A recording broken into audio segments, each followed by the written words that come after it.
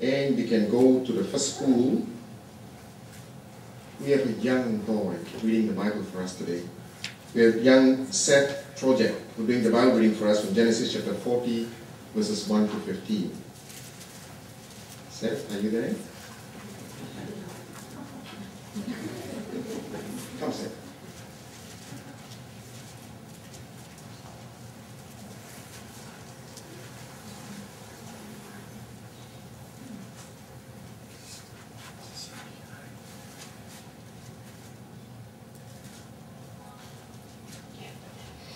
Now after these things it came about that the cupbearer of the king of Egypt and the bakers sinned against their lord, the king of Egypt, and Pharaoh grew indignant at his two officers, at the chief of the cupbearers and at the chief of the bakers.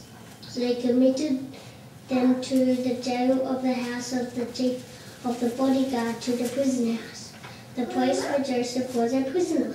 Then the chief of the bodyguard assigned Joseph to be with them, that he might wait upon them. And they continued in jail for some days. And both of them proceeded to a dream. Each one has own dream in the one night. Each one his dream with its own interpretation. The cupbearer and the baker who belonged to the king of Egypt, who were prisoners in the prison house, when Joseph came in to them in the morning and saw them they were looking dejected.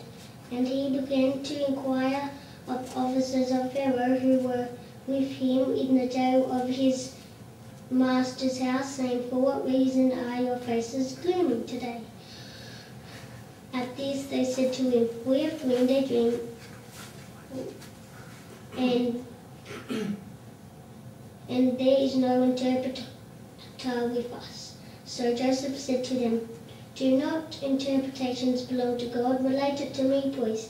And the chief of the cupbearers went on to relate his dream to Joseph, and to say to him, "In my dream, there was a vine before me, and on the vine there were 3 twigs, and it was apparently sprouting shoots. Its blossoms pushed forth its clusters ripen their grapes. And Pharaoh's cup was in my hand, and I proceeded to take the grapes and squeeze them out into Pharaoh's cup. After that I gave the cup into Pharaoh's hand, and Joseph said to him, 'This is its interpretation. The 3 twigs are 3 days. In 3 days from now Pharaoh will lift up your head, and he will certainly return you to your office, and you will certainly give Pharaoh's cup into his hand, according to the former custom when you act as his cupbearer. Nevertheless, you must keep me in your remembrance as soon as it goes well with you, and you must please perform loving kindness with me and mention me to Pharaoh. And you must get me out of this house, for I was in fact kidnapped from the land of Hebrews, and he also have done nothing at all for which they should put me in the prison hole."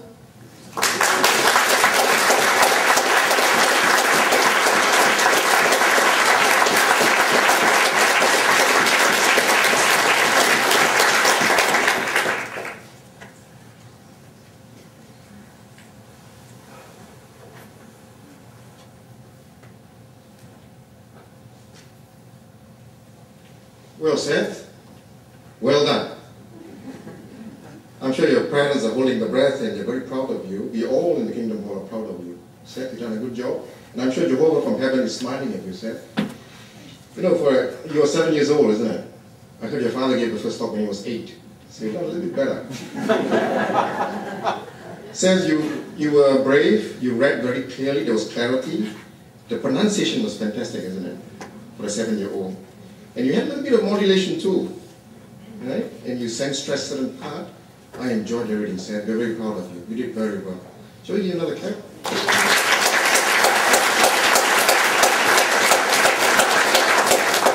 Well done, Seth. We come to talk number 2.